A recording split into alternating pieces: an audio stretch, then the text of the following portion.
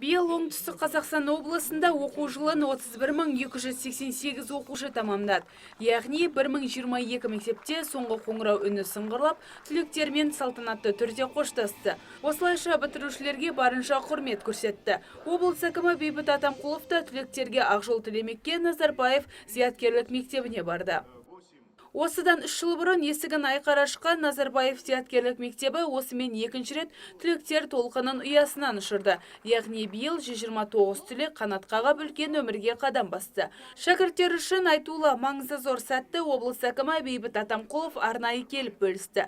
Елдің болашағы білімді жастар екенін қаперлеріне салып, жүктелген жауапкершілік артылған үмітті ақтауларын тіледі. Сіздер жарқын болашаққа зор сеніммен, үлкен үмітпен қарап тұрсыздар. Себебі елбасының бастамасымен құрылған мынандай бірегей мектепте білім алып,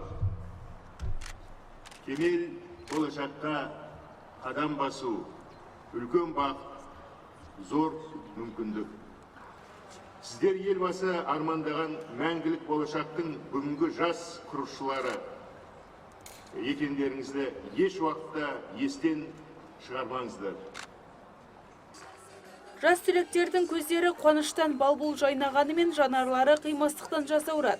Білім нәрімен бірге сусындап, асқақ арманға қатар қадам басқан сыныптастарымен қоштасуда ауырсынды.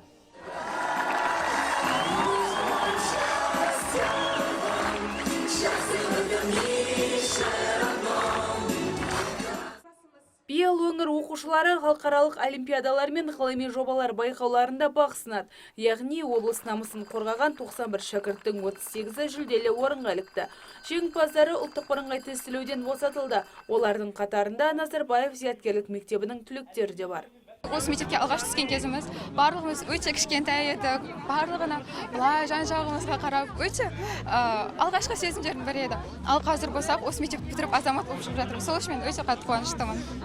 Дәл қазір сезім өзім еркін өміріме кеттім деген ойдамын да. Бұл мектептен алғысым шексіз, алайда бірақ өмірлік тәжірибем осы мектептің арқасында келді деп ойлаймын да.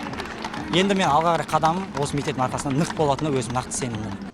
Облыс бойынша биыл ұлттық бірыңғай тестілеуді тапсыруға 19798 бітіруші өтініш білдірді. Бұл өңірдегі жалпы бітірушілердің 74,3%-ын құрайды. Қаперге салайын, биыл ұбт тапсыруға ниет білдірген түлектер саны өткен жылмен салыстырғанда 4,5%-ға артыпты.